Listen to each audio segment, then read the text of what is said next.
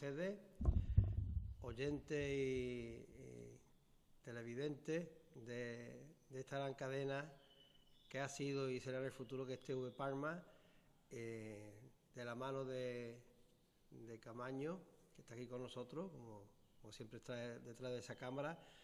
Y vamos a seguir entrevistando a todas las personas que se van a presentar como alcaldables a estas elecciones municipales, que estamos ya en la rectísima final.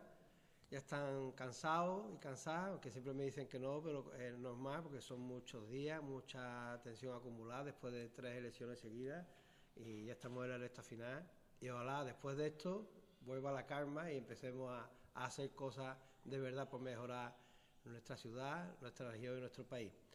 Hoy estamos con Ramón Jubera, de la candidatura de Cambiemos Palma.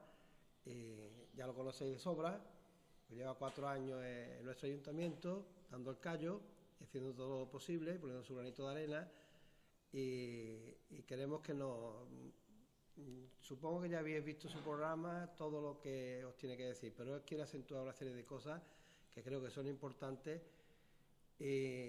para que podáis definiros y decidir libremente vuestro voto. Esa es la idea de toda esta entrevista que estamos haciendo para todos y todas ustedes. Ramón, yo quiero empezar preguntándote un poco quiénes sois ustedes. Yo creo que, a pesar de que ya lo habéis dicho en muchos sitios y habéis hablado de todo, ¿quiénes sois ustedes realmente y qué queréis para nuestro Palma del Río? Muy bien, en primer lugar, muchas gracias por vuestra invitación a hacer posible que nuestro mensaje, nuestro programa llegue a toda la ciudadanía palmeña, y gracias, por tanto, a TV Palma por esta invitación. Vamos a explicar brevemente quiénes somos. Nosotros somos una confluencia, yo creo que cada vez más, como decía Antonio Manuel en la presentación de la campaña que hicimos, los débiles nos tenemos que juntar, nos tenemos que unir. Los de abajo, siguiendo el espíritu del 15M, nos tenemos que unir. Y en alguna medida nosotros entendemos que esa necesidad de unión termina en una confluencia. Por eso hemos culminado en una confluencia llamada Cambiemos Palma. ¿Quiénes formamos esta confluencia? Esta confluencia la formamos fundamentalmente 2 partidos, que somos Podemos y los andalucistas Izquierda Andaluza. Pero no la izquierda andaluza, no el PA de la bandera como símbolo, sino el andalucismo infantiano, el andalucismo de Blas Infante.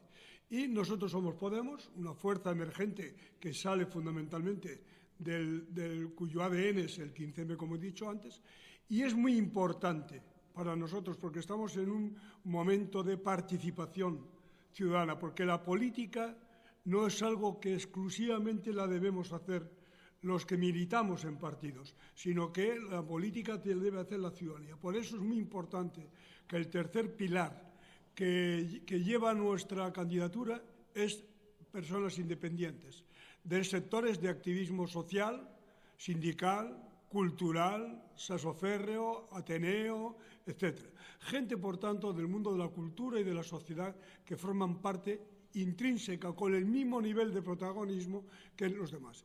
De hecho, y el mensaje que se puede ver, cuando nosotros hemos salido al aire, en la cartelería, de hecho, no ponemos la figura que es lo normal del partido dominante, sino que el propio mensaje de que somos 3 patas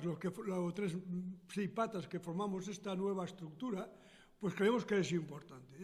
Por tanto, Cambiemos Palma no es una cuestión solamente de mágica de nombre, sino de marca de nombre, sino que es de contenido importante de los 3 sectores que en alguna medida protagonizan.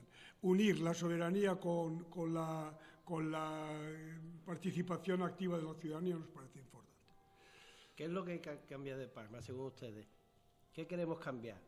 Bueno, en primer lugar, nosotros creemos que los ayuntamientos cada vez están perdiendo más autonomía, tanto en la planificación como en la gestión de lo público. Hay una gestión delegada, y esta gestión delegada obedece fundamentalmente a criterios o intereses que no son los de los, a veces no coinciden con las necesidades e intereses de la ciudadanía. Cuando nosotros estamos delegando servicios públicos y estamos privatizando servicios públicos, entendemos que el dinero público tiene que ser gestionado desde el 100% de lo público. En segundo lugar, aunque no tengamos competencias, estamos perdiendo capacidad también de intervenir en el tema, por ejemplo, del desarrollo económico de nuestro territorio. Hoy son los grandes lobbies económicos los que están gestionando la intervención en el mundo, fundamentalmente en nuestro territorio agrícola y citrícola. Y así nos va, porque no responde a las necesidades y el orden de planificación y quien fija los criterios de venta, de producción, de comercialización, lamentablemente no son el 70% de los pequeños y medianos productores que tenemos en nuestro territorio, y en segundo lugar se deja, por tanto, la decisión en otras manos que están muy lejos de aquí. Son las grandes cadenas de distribución, que luego hablaremos más en concreto. Por tanto, la pérdida de autonomía o autonomía delegada es el gran problema que tenemos los ayuntamientos. Y otro aspecto, la soberanía financiera. Nosotros tenemos muy poca capacidad financiera y exigimos en alguna medida que lo que corresponde ahora mismo a que el 33% proceda de impuestos de carácter estatal a través del PIE, de participación de ingresos del Estado, a nivel estatal o autonómico a nivel de Patrica, creemos que hay un desequilibrio financiero por parte del Estado y de la comunidad autónoma en la financiación de los ayuntamientos. Has dicho una cosa, perdona que te corté, sí. Sigue. Has dicho una cosa que a mí me parece clave, yo llevo mucho tiempo dándole vuelta. El tema de las competencias. No tenemos competencias. Yo recuerdo cuando, ahora va hace 40 años de ayuntamiento democrático, cuando empezó la democracia no había competencia de ningún tipo. Se luchaba, los partidos luchaban para cambiar, para mejorar, incluso para crear leyes nuevas, porque había unos sueños, había una utopía, había unas ganas de un mundo nuevo, porque veníamos de una época que ha hecho mucho daño a nuestro país. Sí. Y parece como, cuando hablamos de las competencias, que no solamente lo dices tú, lo dicen casi todos, es como si hubiese un molde ya establecido del que no podemos salir, es como si hubiésemos perdido esa motivación revolucionaria a utilizar, que ya cada vez se ha perdido más de moda. Es como si estuviésemos encajados en un molde que no podemos romper. Hablamos del campo, es que eso no es competencia del ayuntamiento. Hablamos es que eso no es competencia. ¿Cómo no van a ser competencia? Yo creo que tiene que ser competencia de cualquier actor político, de cualquier persona, cualquier cosa que tenga que ver con las personas, ¿no crees? Exactamente. Yo creo que la pérdida de capacidad de autonomía, de decisión, lo que nosotros llamamos de soberanía, que hay muchos tipos de soberanía. La soberanía es la capacidad de decidir sobre algo concreto, sobre el territorio o sobre las personas. La pérdida de soberanía, tanto municipal como territorial, hace que la pérdida de competencias, pues no se financien. Pero al final, si vemos lo que nos está ocurriendo, los ayuntamientos somos el último eslabón, o sea, donde acaban todos el embudo, donde acaba toda la estructura del Estado. Y, por tanto, donde se concentran de forma muy concreta en las necesidades de los vecinos y vecinas.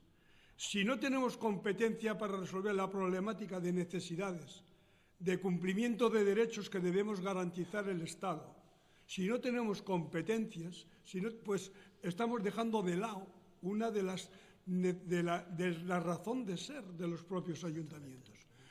Nosotros, y ayer coincidíamos en un debate que participé, todo el mundo estamos de acuerdo en que hay que hacer una reforma importante de la financiación local. Y en segundo lugar, esto no ocurre porque a veces se centran los intereses, están fuera de lo que son las autonomías. Yo creo que hizo mucho daño el tema de la modificación del artículo 135 de la Constitución y la Ley Montoro. La Ley Montoro hace que el tema de la regla de gasto, el techo, la tasa de reposición, etcétera, creo que ha estrangulado la capacidad de poder hacer frente a las necesidades sociales, ambientales y de todo tipo de la administración. Pero y por todo eso se puede cambiar ahora, ¿no? En eso estamos. Un cambio a nivel general se puede cambiar ahora, ¿no? En eso estamos. Y nuestro programa básicamente va en esa línea. Por eso nosotros nos llamamos Cambiemos Palma.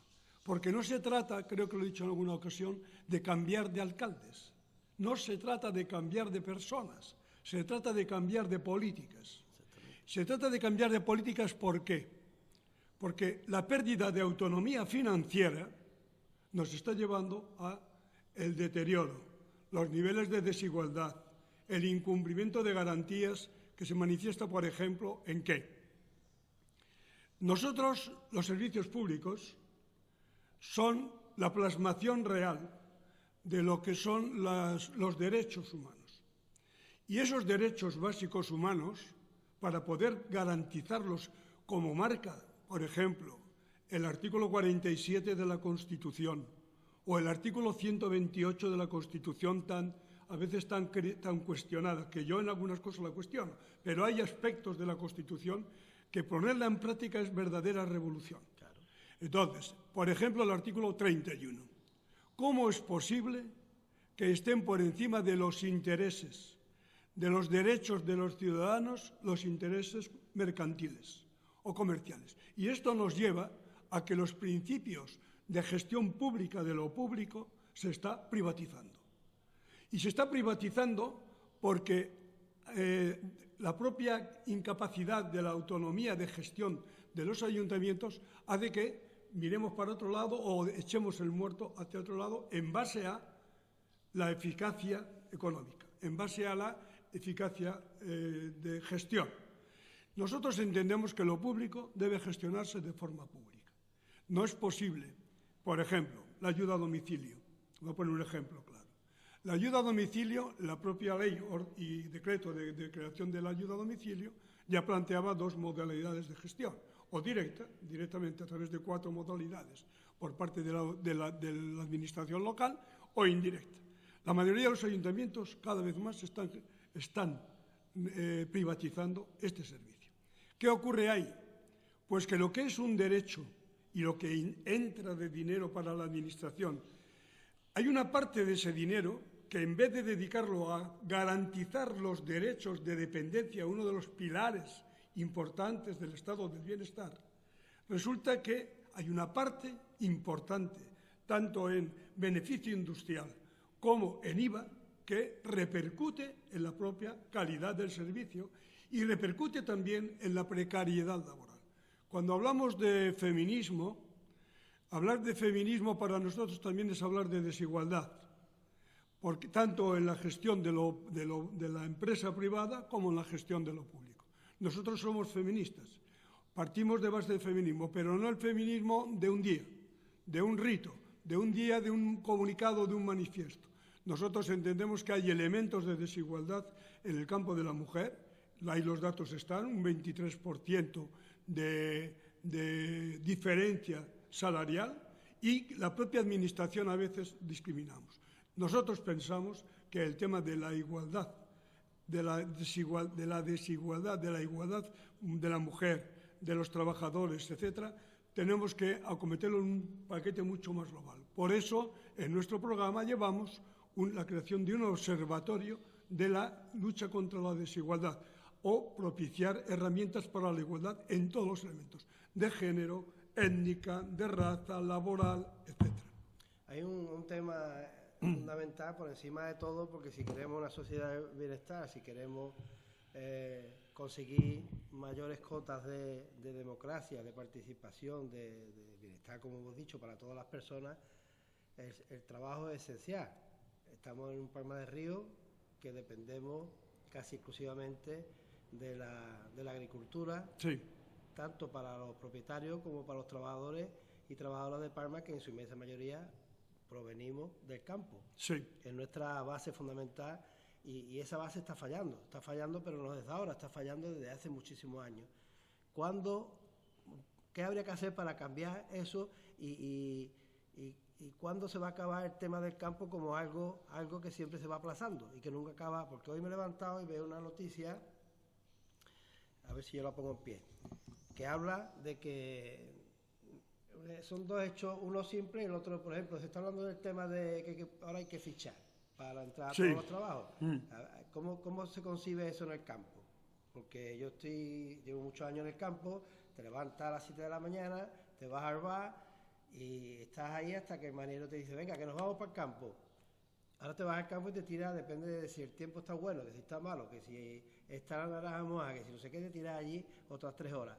Cuando echas mano, en muchas ocasiones, sobre todo en invierno, son las 12 de la mañana. Sí. Y después estás trabajando hasta que no se ve, porque como tenemos el tema de que reducen cada vez más las cuadrillas, pues resulta que no hay personal para trabajar. Ese es un tema. Y el otro, el tema de la... Espérate, a ver si lo pongo yo en pie, que lo acabo de ver. El tema este de la...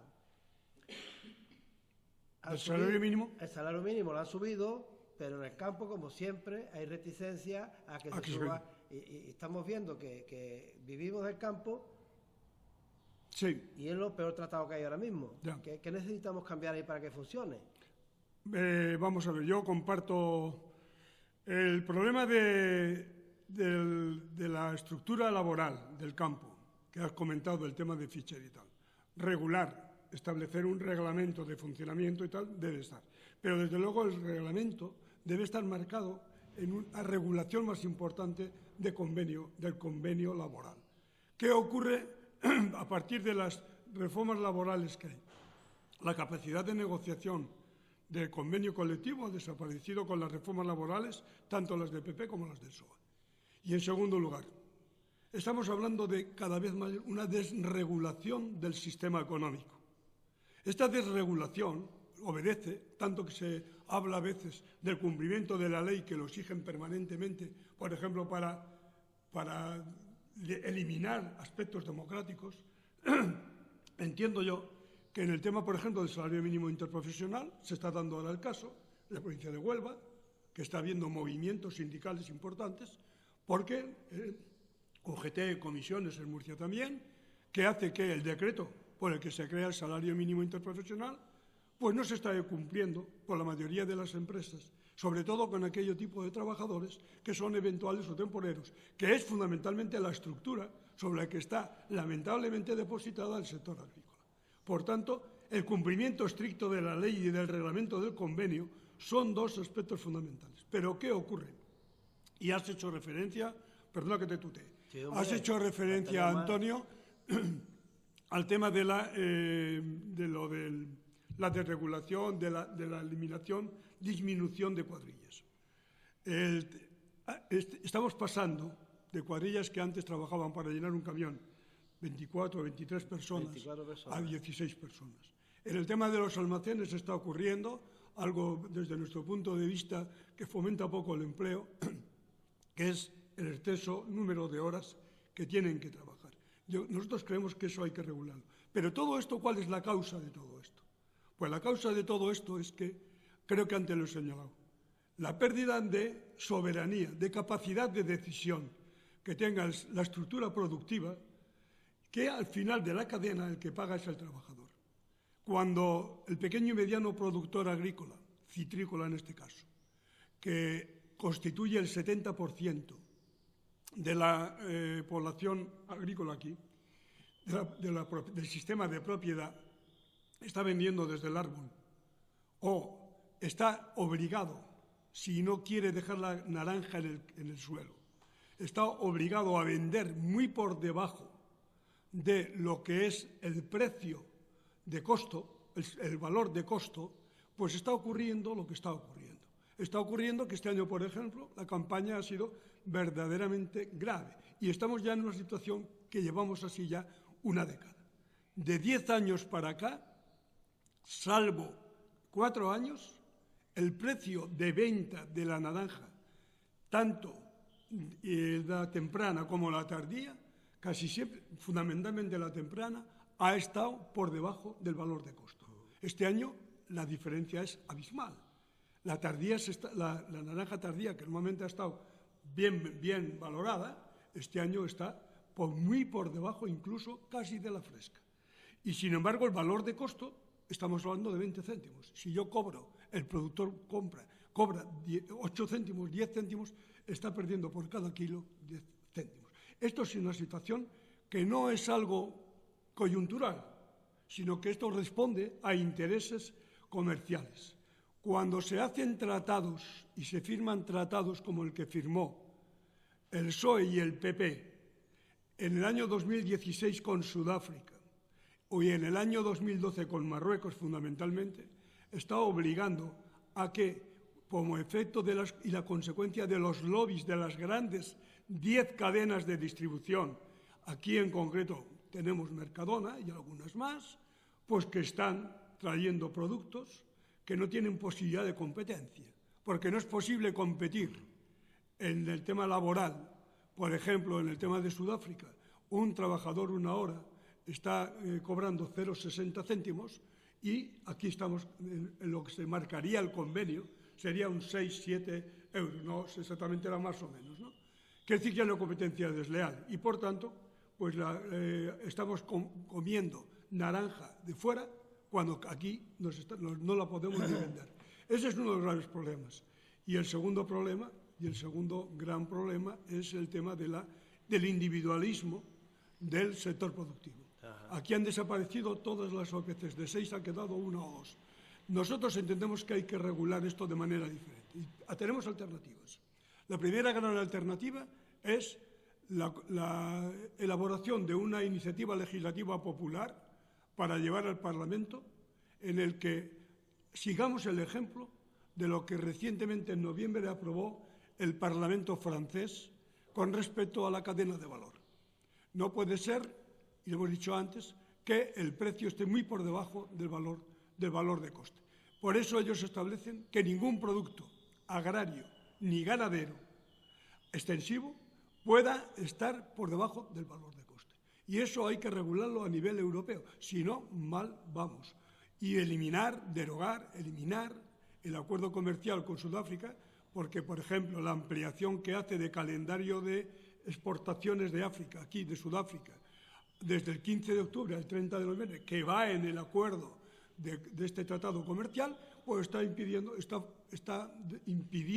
el desarrollo endógeno, soberano nuestro, en la capacidad de producción. Desde aquí, desde Palma, ¿qué se puede hacer concretamente en este tema, estos 4 años que tenemos por delante? Nosotros planteamos, hay que buscar una salida a la grave crisis que pasa al sector. Pues nosotros estamos iniciando un proyecto de trabajo que debe ser conjunto, es decir, los políticos tenemos poco, nosotros tenemos que ser solamente instrumentos, herramientas para posibilitar un cambio en el sistema productivo. Hay que buscar una alternativa a este modelo, porque si no nos vamos a ahogar y nuestra base económica está fundamentalmente ahí. Nosotros planteamos como alternativa la creación de una mercavega, una lonja en el que asociemos y no pongamos tanto impedimento para que el pequeño y mediano productor pueda agruparse, pueda asociarse. Porque cada uno, la unión, dicen, hace la fuerza. Cada uno por su cuenta, en esta guerra de capitalismo desregulado que tenemos, en esta guerra el que tiene siempre de perder es el pequeño. El pez grande se come al chico, como no nos asociemos, no nos organicemos, no creemos una estructura que podamos establecer canales de venta de proximidad, etcétera, y facilitar eso, lo tenemos muy, muy crudo el futuro de nuestro sector. Otro de los temas esenciales, en el sentido de la riqueza que puede generar nuestra ciudad y sus condiciones, es el tema del turismo. Sí. El turismo que parece ser que tiene ahora mismo, está en el momento justo de emerger con fuerza. Sí. Y que puede ser una fuente de gran riqueza para nuestra ciudad. Sí. ¿Cómo enfocáis ustedes o qué creéis que tenéis que mejorar en este sentido o que tenéis propuesto para estos 4 años? Vale. Nosotros tenemos un patrimonio natural que es muy importante.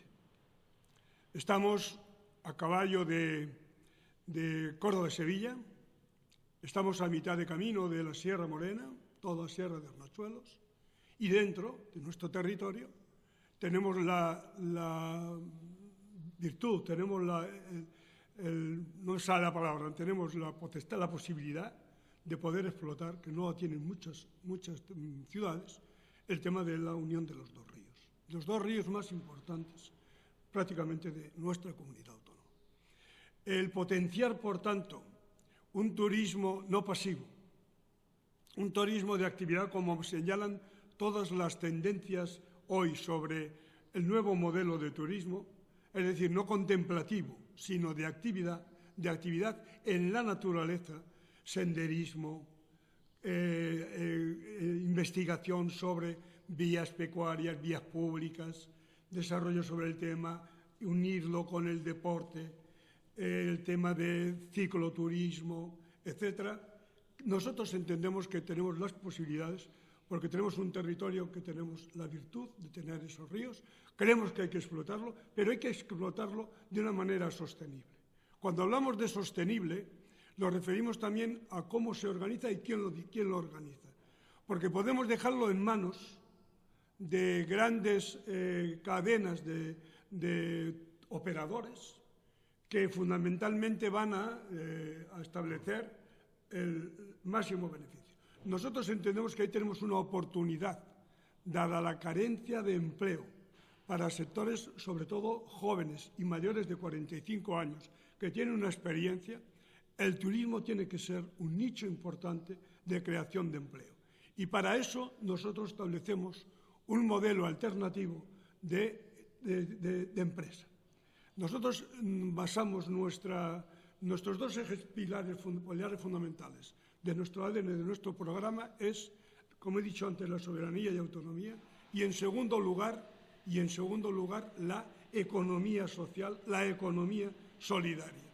No puede ser que la riqueza común esté potenciando, como está ahora, potenciando las grandes situaciones de desigualdad. Nosotros entendemos que la riqueza debe estar en beneficio de todos. ¿Quiere decir esto que vamos a una sociedad comunista? No. Quiere decir que vamos a un modelo donde la igualdad sea real, lo más real posible. Hay un derecho al beneficio, el que emprende, y lo vamos como cualquier empresa privada, cualquier empresa pequeña y autónoma, pero nosotros entendemos que tiene que haber una administración, tiene que garantizar, como he dicho antes, que los derechos laborales, los derechos sociales, los derechos ambientales y los derechos como ciudadano repercutan en la mayoría. Por eso nuestro lema fundamental es: nosotros hacemos un programa de gobierno para la mayoría, no para las minorías que se benefician del usar el derecho como una mercancía. Había un dicho por ahí de siempre, a mí siempre me ha llamado la atención, que todavía se utiliza. Cuando uno plantea normas o cambios o cosas, hay gente que todavía utiliza, es que tú lo que quieres ponerle puerta al campo, pero es que eso parecía hace 30 o 40 años parecía una tontería de risa, sin embargo es un hecho, que tú sales fuera de Palma y tienes puerta por todos lados, donde vayas. El campo está cerrado, particularizado y privatizado casi a 100%. Yo no sé dónde podemos ir a dar un paseo sin pedir permiso. Es curioso, pero está pasando eso. Este es un tema importante, no me quiero extender mucho por no hacer muy largo, pero el tema, por ejemplo, de la recuperación de las vías pecuarias, de los senderos públicos. Hay zonas donde antiguamente ha sido siempre común público y se está privatizando, está poniendo cadenas para que tú puedas impedir el paso por ahí. Eso es un verdadero ataque, entiendo yo, a lo que es derecho del suelo común, del suelo propietario. Y nosotros en nuestro esquema, en nuestro programa, llevamos claramente el tema de la recuperación para la ciudadanía de lo que ha sido común y que se ha ido perdiendo, como todo el tema de los retranqueos, ahora aprovechamos la explotación máxima de la tierra, etc. Eso es un tema que para nosotros es importante. Y ya que sale, en nuestro programa llevamos, por ejemplo, la conexión de la margen de la vía del tren, toda la parte del Retortillo, que lo podamos unir con sendero, con poblaciones como Peñaflor. Hay un tema muy importante que yo creo que tiene que empezar a moverse, que se está moviendo, pero yo creo que quizás haya que darle más impulso, y me gustaría conocer tu opinión, vuestra opinión respecto a esto. El tema de los barrios. ¿cómo movemos los barrios? ¿Cómo hacemos que la gente se sienta partícipe de sus barrios, luche por mejorar sus barrios y que nadie en Palma, por pertenecer a un barrio o a otro, deje de ser más o menos palmeño? ¿Cómo conseguimos que todo eso se englobe? Cuando hablamos de turismo siempre se suele hablar de la calle Feria, de la zona esta, hasta San Francisco, la famosa Y, pero de los barrios se quedan todavía un poco al margen, todavía no mucho. Se van acercando, pero yo creo que había que hacer algo importante ahí, ¿no? Hombre, nosotros en el tema y eso tiene mucho que ver con urbanismo, yo creo que ha habido un planteamiento de la ciudad, del pueblo, de nuestro pueblo, en alguna medida un poco segregadora, en el sentido de, hemos formado en algún barrio gueto, y eso después trae consecuencias de tipo de relaciones vecinales, de relaciones humanas y de relaciones de entenderse que somos ciudadanos de segunda categoría. Y está ocurriendo exactamente igual con entidades locales que forman parte de nuestro término municipal, pero que se sienten ciudadanos de segunda. Me refiero al Moino, me refiero al Calonge, etc. Entonces, articular, equilibrar la intervención pública desde lo que es un equilibrio, no gueto, no de separación, no de marginalidad, entendemos que es algo que tiene que ser el ADN de una propuesta urbanística seria, si queremos hacer una ciudad inclusiva, una ciudad no segregada, que creemos que es una de las bases de lo que hay que cambiar. En segundo lugar, el tema de la vivienda. El tema de la vivienda está en Palma del Río. Tenemos no llega al 1,5% de vivienda pública, de vivienda social. La media en Andalucía estamos hablando del 2,5%. Y la media de vivienda pública que tiene, por ejemplo, Francia, que es la menor de Europa, estamos hablando de vivienda social de un 12%, frente a Holanda, que tiene un 32%. Estamos dedicando muy poco dinero a la vivienda. Estamos dedicando a la vivienda 0,59% del PIB a nivel estatal y a nivel autonómico, cuando países como Europa, que tienen incluso mayor capacidad adquisitiva que nuestro salario mínimo, aunque ahora se ha modificado, pues en alguna medida estamos en una situación radicalmente de desigualdad. Para nosotros el tema de la vivienda digna, es algo que tenemos que garantizar. Lo contempla claramente el artículo 47 de la Constitución.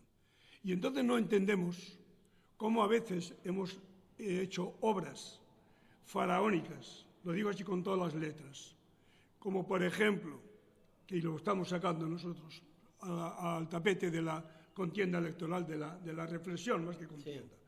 Por ejemplo, el tema del Cordobés, del Museo del Cordobés. No entendemos cómo se ha podido dedicar 900.000 euros a la financiación de un museo que tiene muy poco de museo y que en alguna medida pues no tiene la capacidad lo reconocía la candidata por el PSOE, que en el año 2018 pasaron 740 y tantas personas. No tiene rentabilidad social y, por tanto, la rentabilidad social no puede estar nunca, si no hay rentabilidad social, ese dinero, en nuestra opinión, es una obra despilfarradora cuando hay otras necesidades. El tema de vivienda es muy importante. Hay 700, el último dato que había de demanda de alquiler de jóvenes, solamente de jóvenes, sí, de 790 personas jóvenes que habían demandado alquiler de vivienda social y que tenían como salario el 1 o 1,5% del IPREN, es decir, de 500 y pico euros.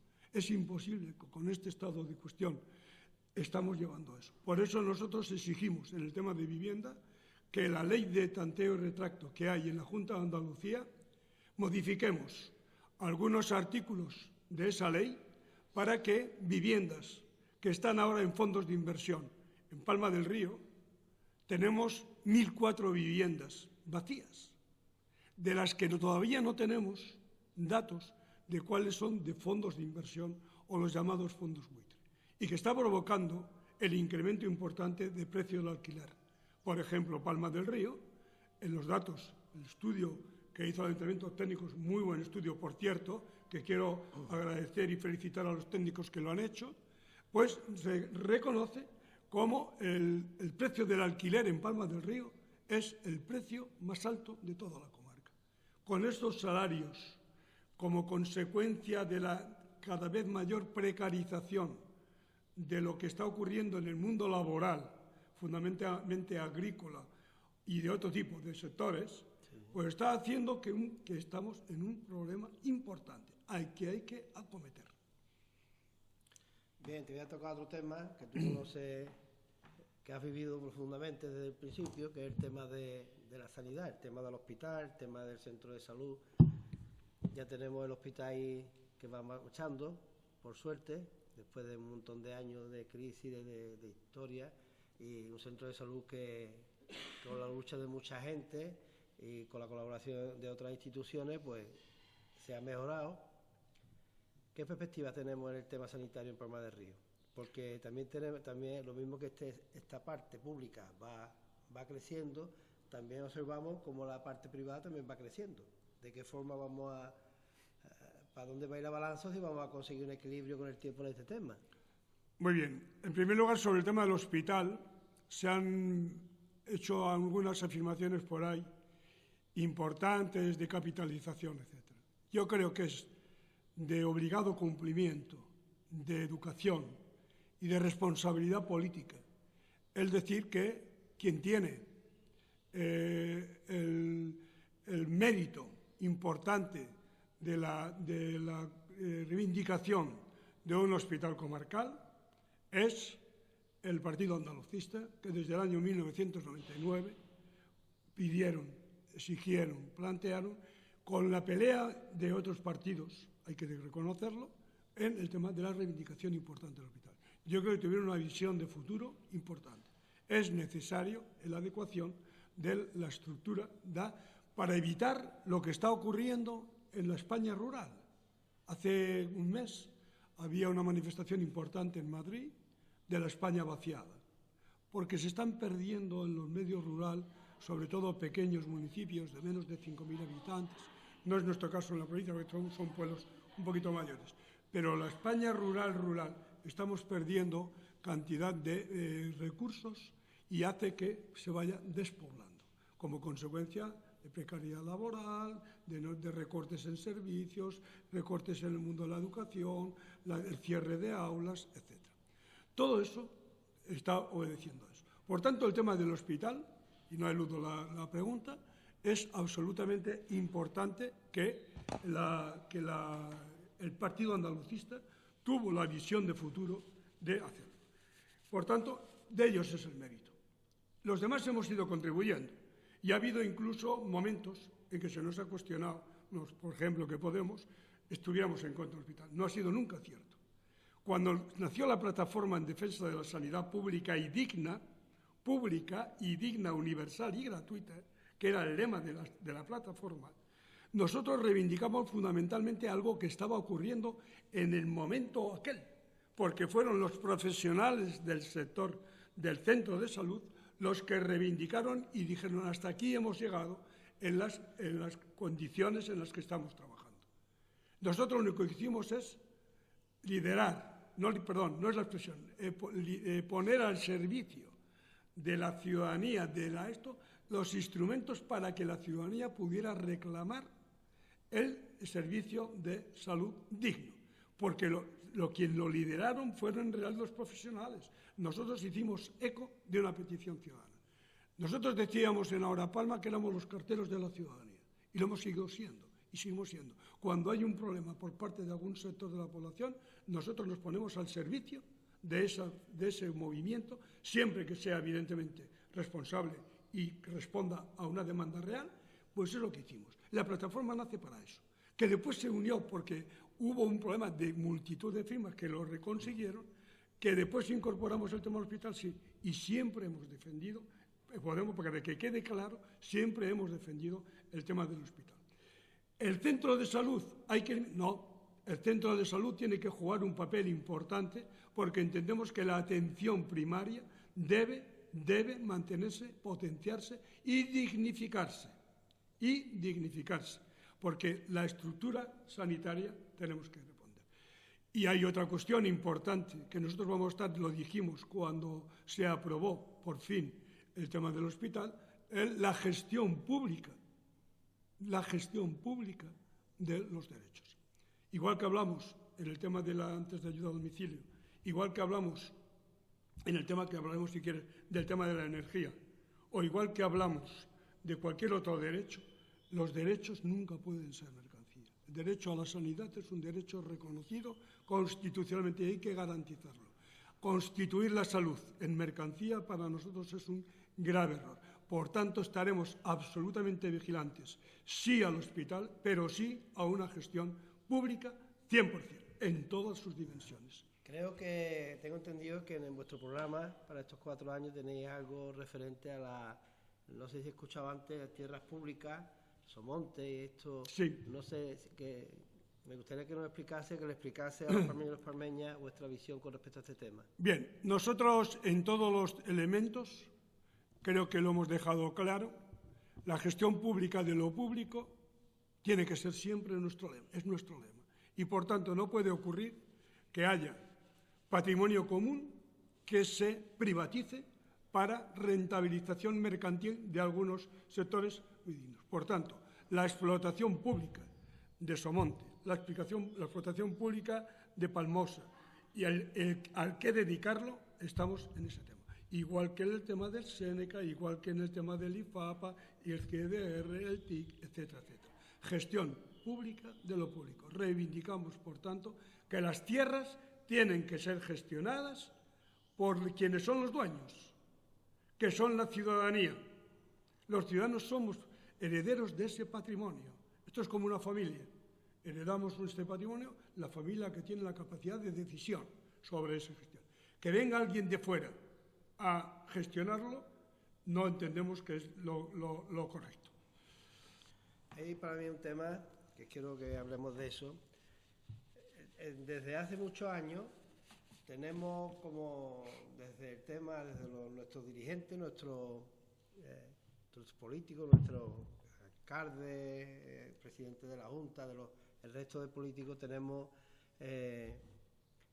se ha creado como una visión paternalista. Es como si los demás estuviésemos esperando a que el ayuntamiento nos resuelva los problemas, aquel que está allí que nos ayude, el otro que no sé cuánto, y nosotros como si tenemos que estar dejándolas venir y ya está, y esperar que nos arreglen los problemas. Dos cuestiones. Una es, ¿qué hacen los partidos, el vuestro en concreto, y todos los demás? Estamos acostumbrados, cuando llegan las elecciones, se abren sitios, se abren locales, se alquilan, que después cuando terminan las elecciones se cierran y ya no sabemos nada hasta que vienen las próximas elecciones. ¿Qué se va a hacer por parte de Cambiemos Palma durante estos 4 años? No ya cojáis puestos de poder o no cojáis puestos de poder, porque veo que en los partidos, sobre todo de izquierda, no se hace una labor durante los 4 años que no hay, me refiero. Sería algo así como decir predicar con el ejemplo. Uh-huh. Sí. Porque yo veo que por ejemplo, los grupos de derecha y todo esto tienen sus televisiones, tienen su radio, tienen su... la izquierda no tiene nada de eso, no ha creado nada de eso. Tienen sus asociaciones de gente joven que hacen deporte, que hace... Y todo eso yo creo que es un vacío que habría que rellenar de alguna manera, ¿no? Y después, con respecto a los palmeños y las palmeñas, la democracia no consiste solamente en votar. Es de lo más importante, pero eso es un día que ponemos la papeletilla, pero después nos quedan otros 4 años donde nosotros no podemos esperar que nos arreglen los problemas. Tenemos que meternos, tenemos que responsabilizarnos y tenemos la obligación de participar para solucionar nuestros problemas, porque te das cuenta que la inmensa mayoría de las reuniones que se hacen, sean del tipo que sean, siempre son las mismas personas. ¿Cómo hacemos, qué le decimos a la gente para que la gente recupere la capacidad de decir, coño, es que yo también tengo que participar aquí, yo también tengo la responsabilidad esa? Bien, yo creo que vivimos un tiempo que tiene una doble dirección. Uno que es la etapa electoral en la que estamos ahora, pero que no es lo más importante de la acción política. Para poder conseguir los objetivos, la solución de los problemas que hemos ido identificando a lo largo de la entrevista, no se puede hacer sin la participación de la ciudadanía, sin la participación de los sectores, sin el asociacionismo, la participación efectiva. Nosotros somos herederos del 15M, he dicho al principio, y uno de el lema fundamental del 15M era: no queremos una acción política delegada, queremos una democracia real, participativa. Y no solamente como para resolver unas elecciones, para trabajar en unas elecciones. Tenemos que ser un trabajo político diario. ¿Y qué llevamos nosotros en nuestro programa en ese sentido? Nosotros entendemos que la participación, para que sea real y efectiva, y no solamente un rito, tenemos que crear estructuras de participación, como son, por ejemplo, estructuras de barrio, consejos de barrio, que además no tengan solamente capacidad pasiva de decir sí a lo que nos vienen de las estructuras políticas o administrativas, en este caso el ayuntamiento, sino que tengan capacidad de gestión. Es decir, nosotros llevamos en el programa que las estructuras de barrio, para que vayan generando esto que tú planteas de tejido asociativo y que se sientan protagonistas, porque yo creo que hay un tema, perdonar el inciso, cada vez la ciudadanía es más madura políticamente. El hecho de la participación del día 28 de abril, no me equivoco, ¿no? 28 de abril, las últimas participaciones, sí. El hecho de esa participación tan masiva, cuando la ciudadanía ve peligrar procesos de involución, aunque sea por el voto o por el miedo, la gente lo hace. Quiere decir que hay una madurez política. Pero esa madurez política estaríamos todos muy equivocados si la centráramos solamente en el hecho electoral, como tú bien señalabas. Nosotros vamos más allá. Y, por tanto, el mecanismo es, primero, crear una estructura, pero no un localito que tengamos eso, una estructura buena, consolidada. Por ejemplo, una fórmula podría ser consejo de barrio, con una organización.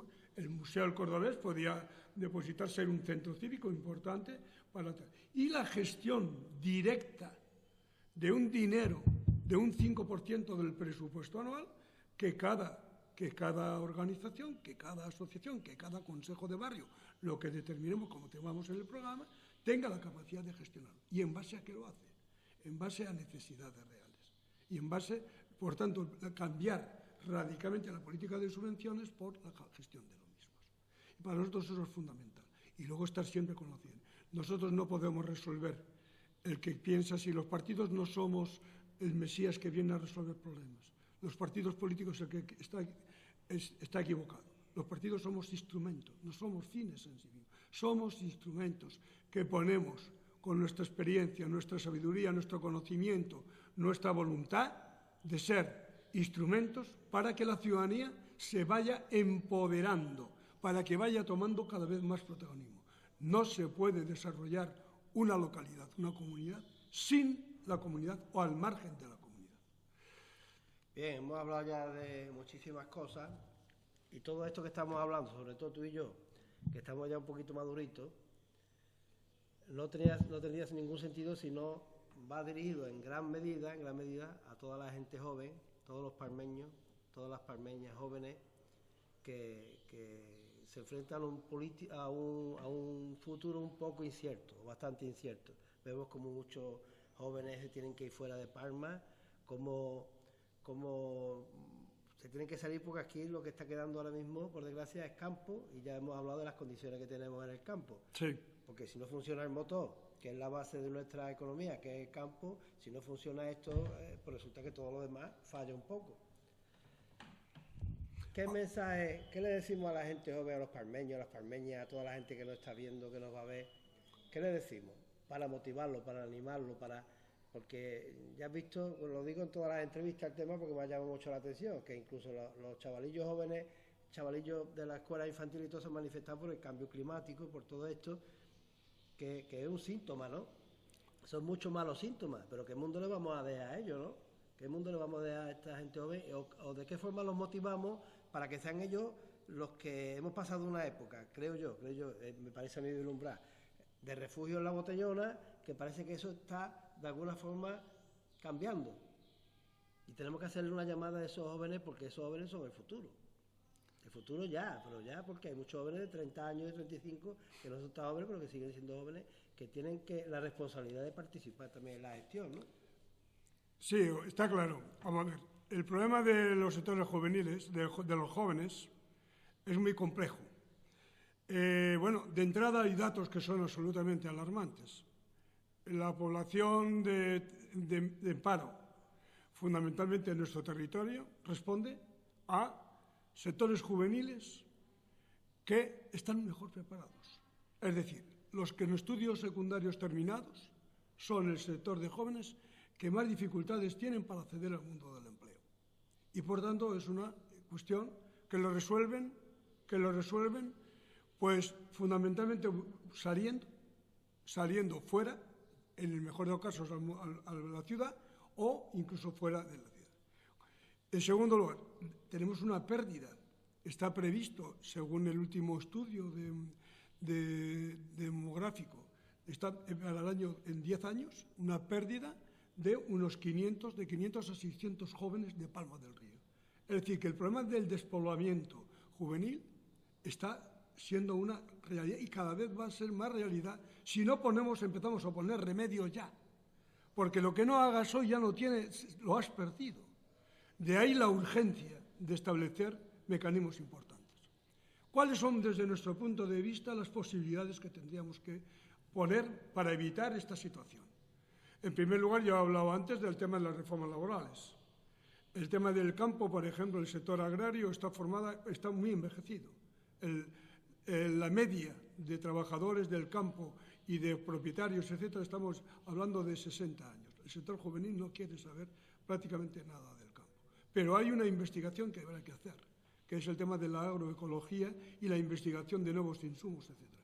Hay gente muy preparada, biólogos, de gente experta en ingenierías, etcétera, que no tienen posibilidades de acceso. Habrá que establecer cuáles son las estructuras para que puedan encajar ahí. Hay otro tema que es obvio, lo que es una sociedad de envejecimiento. En Palma del Río, si vemos la pirámide de población ahora, pues es una pirámide prácticamente invertida, hay menos natalidad y está prácticamente invertida. Es decir, la población más de 60 años, más de 65 años, es muy importante. Pero al mismo tiempo tenemos un problema serio con la sociedad de los cuidados. Nosotros entendemos que el envejecimiento también tiene que ser un elemento dinámico, activo para buscar nichos de empleo a estos sectores juveniles. Y para eso nosotros llevamos en nuestro programa una propuesta de un centro de día donde puedan resolverse problemas de todo el que tiene problemas de Alzheimer, problemas que tengan de salud mental, problemas que no tengan posibilidades de cuidados. El otro día en la carnicería donde yo voy a comprar normalmente, me le preguntaba la mujer de la carnicería a una mujer mayor: ¿qué pasa? ¿Cómo estás? Dice: muy mal. Dice: porque estoy ya con mi padre que tiene 90 años y ya no puedo más, estoy agotada. Dice: pero hombre, tú tienes 3 hijas y jóvenes y 3 hijos y tal. Dice: mis hijos ya no quieren saber nada de esto. Entonces, ¿qué ocurre? Que este tipo de situaciones, o de soledad, o de vivienda en la casa que prácticamente está encerrada, del individualismo, de la soledad, etcétera, tenemos que dar respuesta y tenemos que dar una respuesta colectiva y pública. ¿En qué sentido? Por ejemplo, la creación de un centro de día multidisciplinar que posibilite la atención y la atención creativa, cultural, etcétera. También llevamos en nuestro programa, desde el punto de vista educativo, lo que en algunas comunidades y en algunos países viene funcionando bien. En Córdoba lo implantó un amigo mío, profesor de secundaria, el aula intergeneracional. Hoy, la ocupación creativa del tiempo libre. Hay personas mayores que tienen una experiencia, que tienen una sabiduría y que tienen una capacidad de poder resolver en la educación permanente no formal, incorporarlo. Pues ese centro de día, que sería multiusos, podría también incorporar, para hacer posible el acuerdo del Pacto de Milán, el tema de un comedor social dentro de ese centro de día. Y crearíamos, por tanto, empleo juvenil en atención preparada de psicología, educadores sociales, enfermería, medicina, gastronomía, etc. Que pudiera generar también a su vez empleo. Expertos, por ejemplo, en algún tipo de determinados como Alzheimer, etc. Hacer un centro importante. Y eso sería una creación importante también de empleo. El tema de la vivienda. Antes ya hemos hablado. La gente joven no tiene acceso a la vivienda. Hoy todavía, en nuestro pueblo, como en el resto de Andalucía, la emancipación del joven cada vez se está alargando más en el tiempo. La media estamos hablando de 30 años de que viven con los padres. Por tanto, hay una dependencia. Y esa dependencia que cuando éramos chicos, yo recuerdo, y tú lo recordarás seguro, queríamos, entre comillas, liberarnos, porque nunca te liberas, ni debes liberarte de la familia, pero sí tener una estructura que te permita tener autonomía, que puedas planificarte un futuro, tener hijos, etcétera, etcétera. Hoy día eso es imposible. Por eso está la tasa de natalidad como está, por eso está la fuga de eventos y tal. Tenemos que generar empleo, rehabilitación de viviendas, la vivienda con eficiencia energética, etcétera, etcétera. La investigación en el mundo de las energías alternativas también tiene que ser un ejemplo para que la gente joven pueda incorporarse. La investigación en la agroecología y en los insumos de la agroecología. Ahí tenemos el centro del IFAPA, etcétera. Albergue juvenil, turismo de actividad.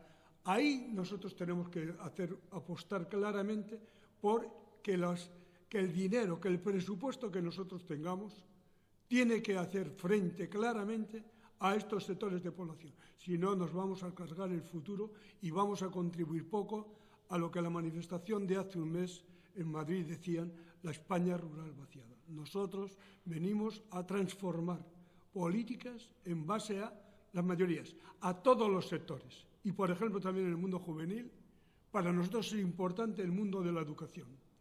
El mundo de la educación tiene dos vías. Una, la de una formación profesional que habría que impulsar en el tejido de las estructuras educativas propias, bachilleratos, enseñanza pública, Antonio Gala, de fomento de módulos o ciclos formativos de formación profesional que dieran respuesta a las necesidades formativas y laborales de este sector juvenil. Y, en segundo lugar, para facilitar también el asentamiento de esta ciudadanía aquí, nosotros llevamos en el programa la creación de la UNED, posibilidad de la UNED, incorporar aquí una sección de la UNED, como tiene creo que Pozo Blanco, tiene Lucena. ¿Qué es la UNED? La Universidad Nacional de Educación a Distancia, donde de forma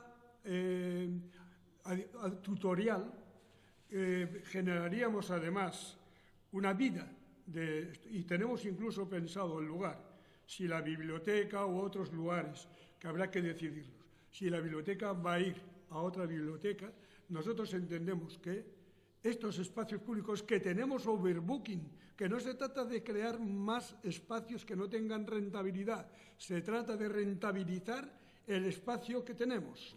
Y espacios que tenemos el TIC, el Centro de Allá Arriba. Tenemos la biblioteca, juventud, etcétera. Que no se trata de ir creando más infraestructuras innecesarias. Se trata de aprovechar al máximo, con la rentabilidad máxima, lo que tenemos de inversión. De lo que se trata es de hacer una política de mantenimiento y de darle vida, porque de nada nos sirve tener un centro tecnológico para que haya allí 5 empresas que podrían haber sido en la calle Feria y hubiéramos dinamizado la calle Feria, y nos estamos recaudando 13.000 euros al año en base a ordenanzas, cuando nos ha costado 1.300.000 euros. Para nosotros es una política de despilfarro. Y eso se podría haber hecho en otra estructura. No podemos pasar a la historia, los partidos políticos, y nos metemos también ahí en esa autocrítica, no podemos pasar a la historia por hacer obras faraónicas que no tengan rentabilidad social y que sobrepasen el tema económico. Y además hay informes de la Unión Europea de la sobredotación. ¿Qué tal? Decimos, es que es dinero público, del FEDER, etcétera, del Ayuntamiento local, Pero es que el dinero público no viene de Marte, el dinero público viene de la ciudadanía, sea ciudadanía local o ciudadanía de donde sea, pero es dinero ciudadano. Y con el dinero ciudadano, con el dinero público, no se pueden utilizarlo de manera no necesaria, no útil para la ciudadanía. Bueno, yo creo que hemos dado un repaso importante por todo, no sé si te quedará algo por ahí pendiente. Me queda un tema importante que creo que es una de las estrellas de nuestro programa, que es el tema de la energía renovable, que nos ha traído, si nos habéis seguido en los plenos de esta legislatura, es uno de los aspectos que más conflicto hemos tenido y más debate e incluso confrontación, siempre con buenas formas. Si algo ha hecho muy siempre, bueno este ayuntamiento, siempre es que buenas formas. Todos los partidos que habéis colaborado, porque es que creo, habéis discutido, porque cada uno tenéis vuestra idea, claro, pero al final el consenso ha sido... Claro, es que la política no puede ser el y tú más, y no puede ser el insulto, la descalificación. Creo que estamos todos hartos de ese modelo de política, no sirve para nada.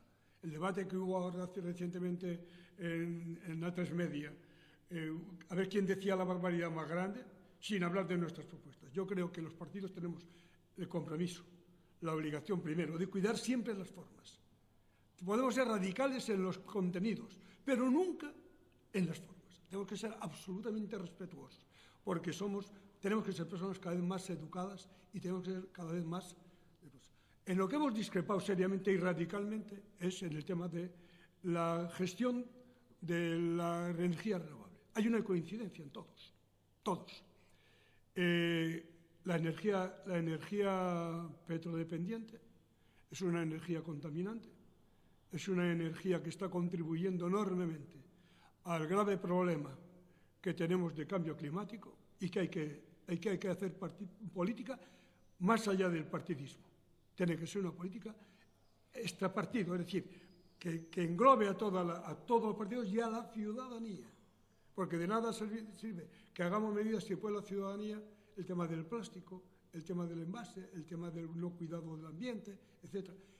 Como he dicho antes, la comunidad no se desarrolla sin la comunidad, sin el compromiso de la comunidad. Bueno, pues como decía en el tema de la energía, para nosotros es un tema sangrante.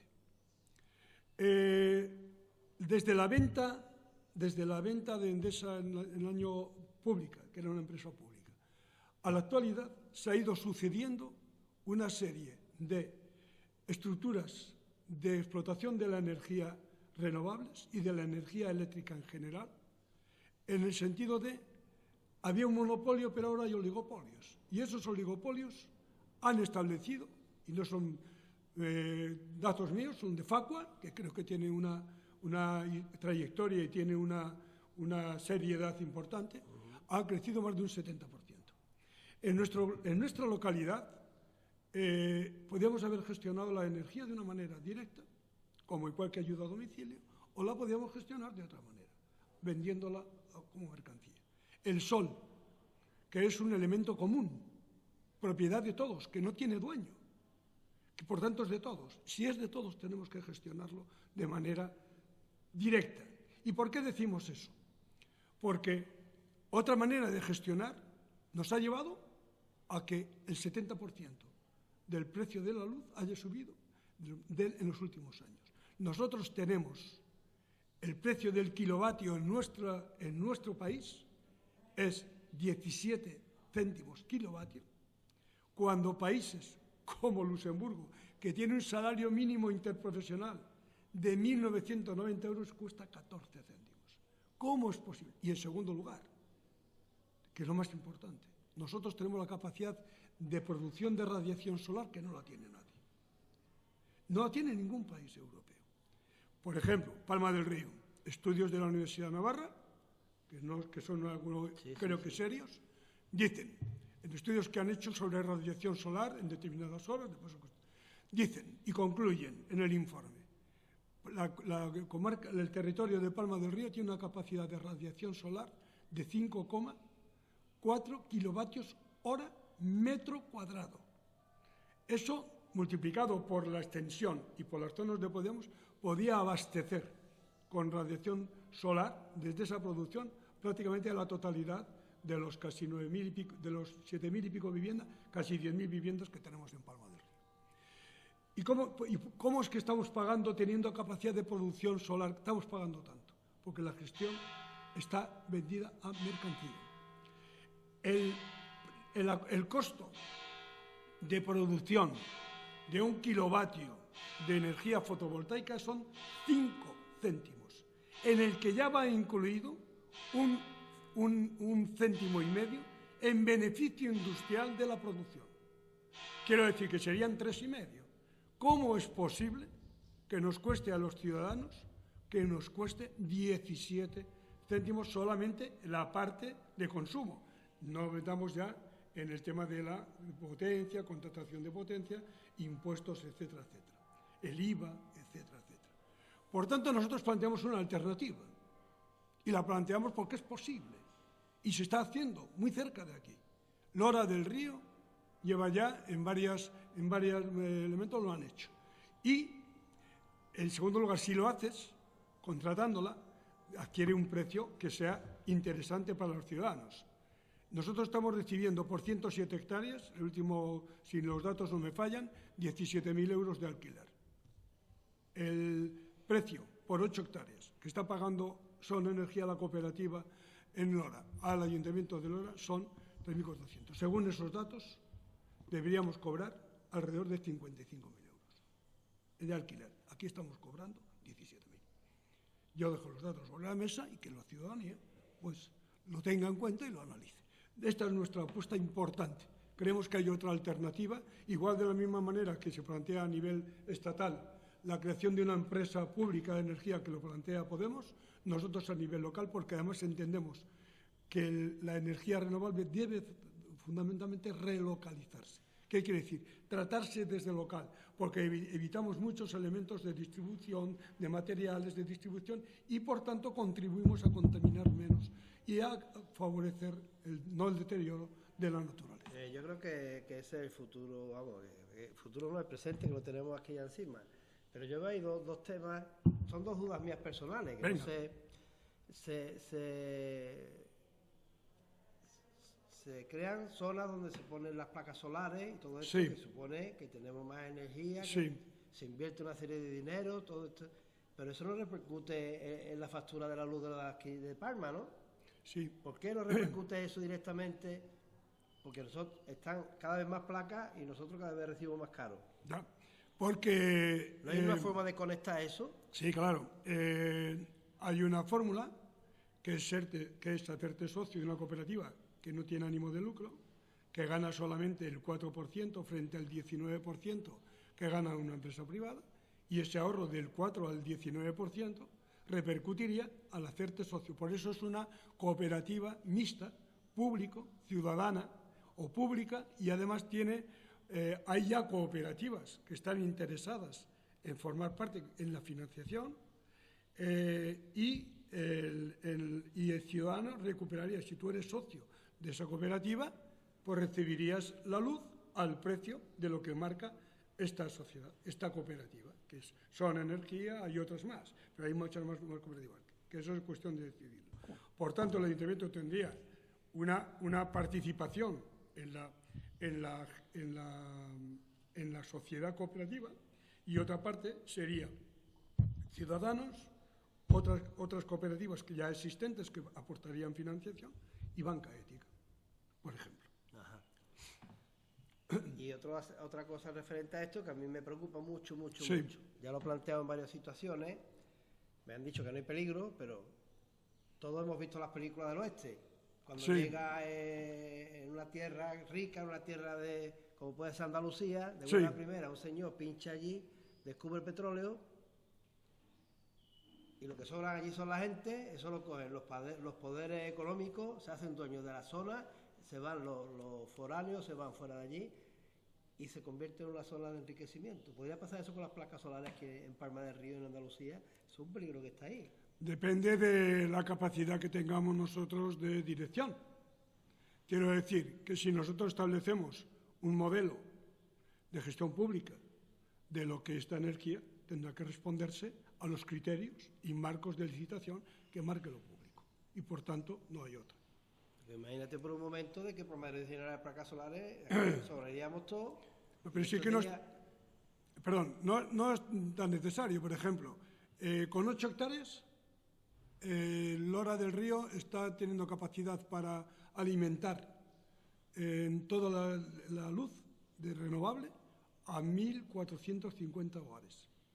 Y eso ha costado 8 millones de euros. 8 millones de euros. En total, estaríamos hablando, por tanto, aquí, si quisiéramos hacer todo, tenemos datos hechos ya y estudios hechos, económicos, etc. Nosotros creemos que tenemos que ser, también hablamos, al principio decía que nuestro lema es la autonomía y la soberanía, defender lo territorio a uñas y dientes. Eso también obedece y responde al tema de la soberanía energética. Nosotros tenemos que ser, los de territorio tenemos que tener capacidad para dirigir y establecer políticas en materia energética. Eso es la soberanía, la capacidad de decidir. ¿Y quién es la capacidad de decidir? Pues fundamentalmente la ciudadanía.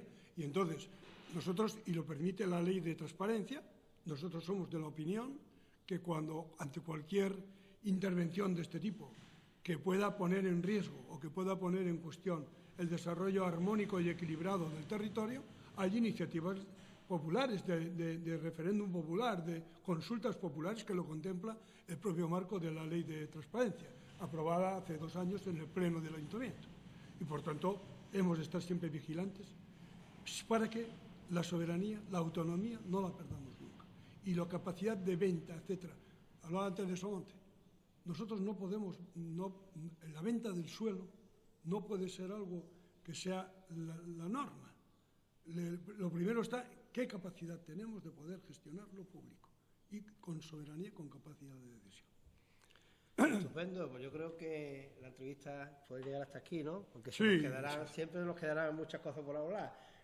Yo quiero que ahora te dirijas a todos los parmeños y parmeñas que van a ver esta entrevista y le diga lo que tú quieras decirle y que los motive a votar a vuestro partido político para estas elecciones. Ahí los tiene, parmeños y parmeñas, Ramón Jubera, Cambiemos Palma, con ustedes. Pues muchas gracias de nuevo ha sido muy agradable compartir con vosotros este rato.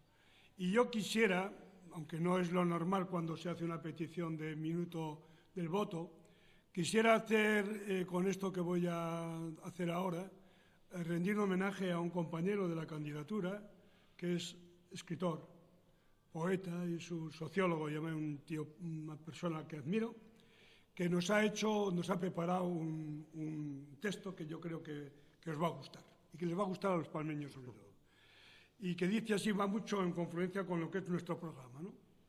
En estas tierras de grandes ríos, de fértiles huertas, de sufrimientos y necesidades viejas y nuevas, en estas tierras de dignos y luchadores jornaleros, de hombres y mujeres abiertas y generosas. Queremos salirnos de los caminos trillados ya 1000 veces transitados y que siempre nos llevan a los mismos sitios. En este presente, donde aceleramos el cambio climático y el deterioro de nuestra madre tierra, en estos momentos de precariedad y de exclusión de la mayoría de clara indignación, proponemos salirnos del sendero del individualismo egoísta y echar a caminar por la vereda del respeto, la solidaridad, de la justicia social y de la igualdad. Creemos honestamente en el pueblo trabajador, en la ciudadanía y en este viaje, en este proyecto de planificación y gestión municipal cristalina y participada. Nosotras que venimos juntas y unidos vamos en este camino, necesitamos vuestras manos, vuestros corazones, vuestra participación, ideas y propuestas, vuestra decisión. En vuestras manos está vota, cambiemos, Palma. No os vamos a defraudar. Muy bonito, muy bonito. ¿Te gustó? Fabuloso. Bueno, familia, aquí despedimos a Ramón Jubera y, como no, dar las gracias a los Pedrerías de San Francisco y a Cesáreo, como no puede ser de otra manera, porque muy atento, no nos falta de nada, Gracias a Salvador Camaño por esta iniciativa y a TV Palma, como no puede ser de otra manera. Gracias a todos ustedes por estar pendientes de este proceso electoral que ya va siendo muy largo, pero que nos jugamos mucho.